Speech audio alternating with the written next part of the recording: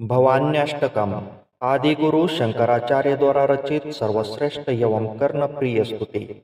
भवान्यष्टकम।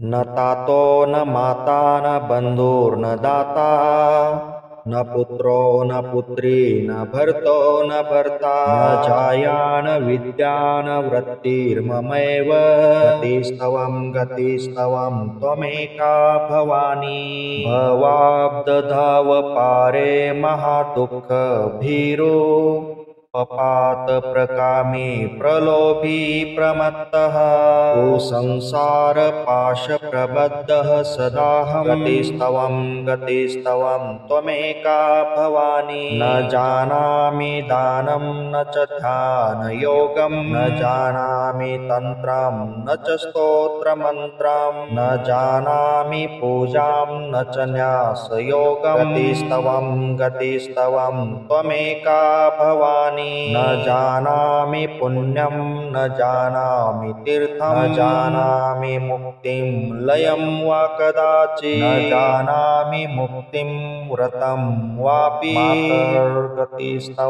गतिस्तवं त्वमेका भवानी। कुकर्मी कुसंगी कुबुद्धिः कुदासही, कुलाचारहीन कदाचारलीनहि, कुदृष्टि कुवाक्य प्रबन्धहि सदाहं, गतिस्तवं त्वमेका भवानी। प्रजेशं रमेशं महेशं सुरेशं दिनेशं, निशीथेश्वरं वा कदाचित्, न जानामि चान्यत् सदाहं शरण्ये। गतिस्तवं त्वमेका भवानी।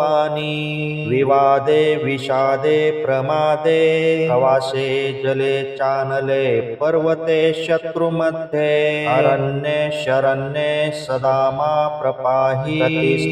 गतिस्तवं त्वमेका भवानी। अनाथो दरिद्रो जरारोगयुक्तो, महाक्षीणदीनः सदा जाड्यवक्त्रः, विपत्तो प्रविष्टः प्रनष्टः सदाहं, गतिस्तवं त्वमेका भवानी।